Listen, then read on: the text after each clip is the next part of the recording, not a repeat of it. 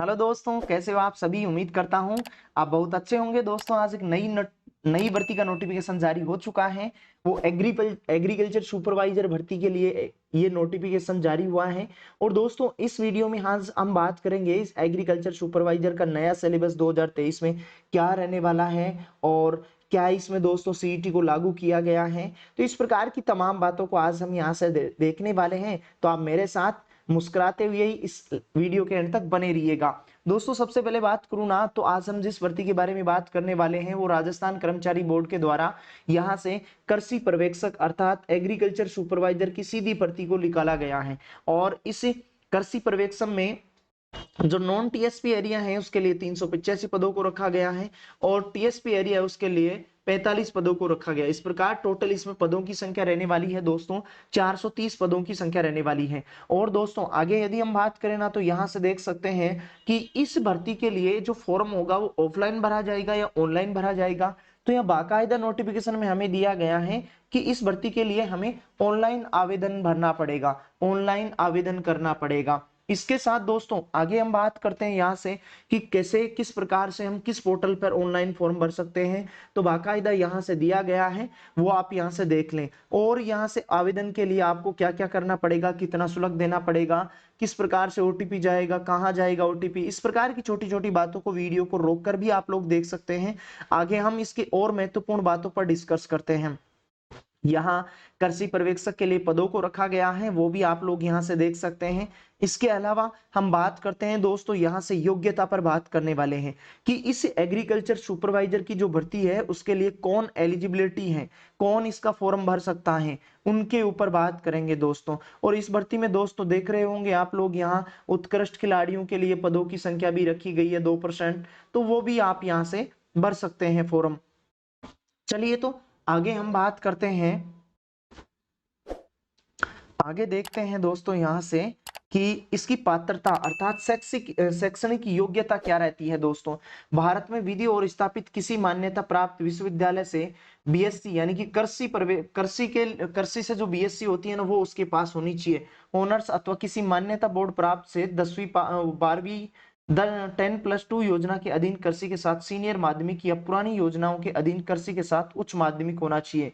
और देवनागरी लिपि में लिखी हिंदी में कार्य करने के ज्ञान, राजस्थान की संस्कृति का ज्ञान होना चाहिए।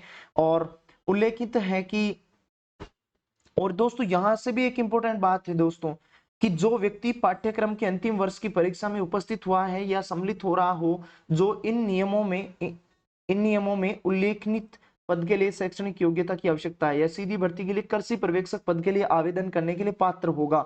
जो लास्ट ईयर परीक्षा दे रहा है अंतिम वर्ष में वो भी दोस्तों इसके लिए फॉर्म भर सकता है। और इसकी दोस्तों अन्य अन्य बातों को देखें तो मुख्य परीक्षा में उपस्थित होने से पहले जहां लिखित परीक्षा और साक्षात्कार के 2 चरणों के माध्यम से चयन किया जाएगा। साक्षात्कार में उपस्थित होने से पहले जहां लिखित परीक्षा और साक्षात्कार के माध्यम से चयन किया जाता है। लिखित परीक्षा या साक्षात्कार में उपस्थित होने से पहले जहां केवल लिखित परीक्षा या केवल साक्षात्कार के माध्यम से चयन किया जाना है। जैसे भी मामला हो, अन्य योग्यताएं क्या होनी चाहिए, चरित्र प्रमाण पत्र होना चाहिए, स्वास्थ्य आपका होना चाहिए। इस प्रकार की छोटी छोटी एबिलिटी तो आप में पहले से ही होती हैं। और राष्ट्रीयता भारत का नागरिक हो, नेपाल का प्राजन्य, इस प्रकार से आप देख सकते हैं।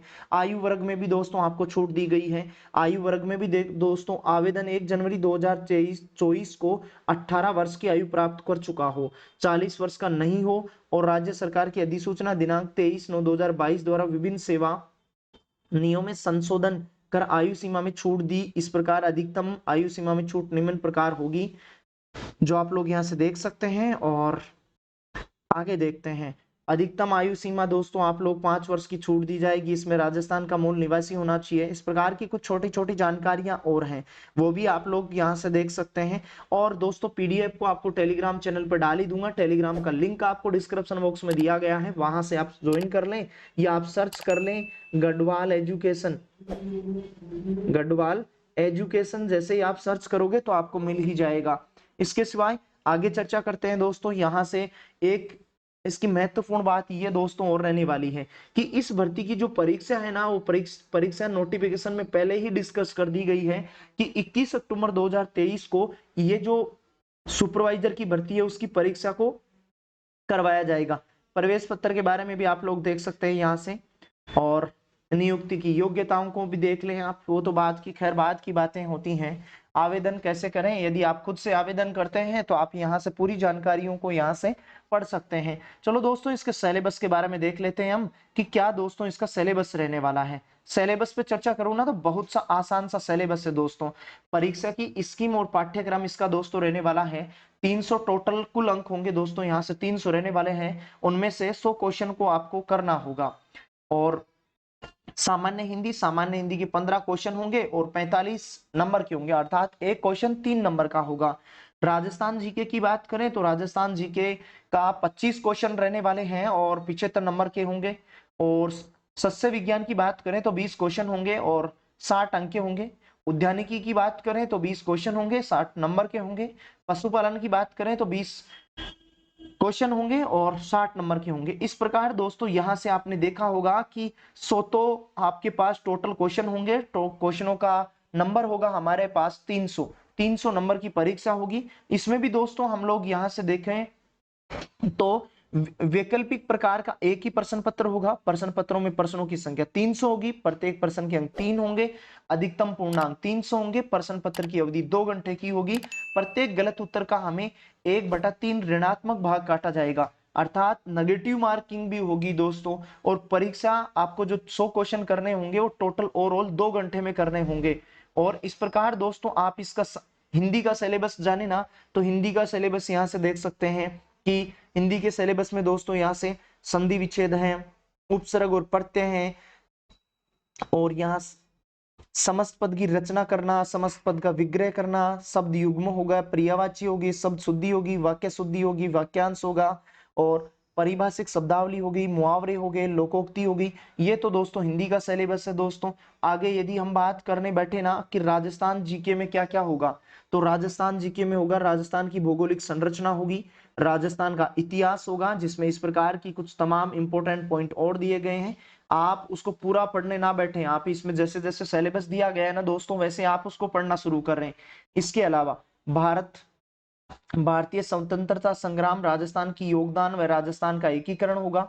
विभिन्न राजस्थान बोलियां, कृषि पशुपालक क्रियाओं की राजधानी शब्दावली होगी, कृषि पशुपालक व्यवसायिक शब्दावली होगी, लोक देवी देवताएं होंगे, प्रमुख लोक पर्व त्योहार मेले पशु मेले होंगे, राजस्थान लोक कथा, लोकगीत, नृत्य, मुहावरे, कहावतें, फड़, लोक नाट्य, लोक वाक्य, कठपुतली कला आदि होंगे। विभिन्न जातियां होंगी, जनजातियां, स्त्री पुरुषों के वस्त्र व आभूषण, चित्रकारी होगी, स्थापत्य होगी, संस्कार व रीति रिवाज, धार्मिक, ऐतिहासिक व पर्यटन होंगे।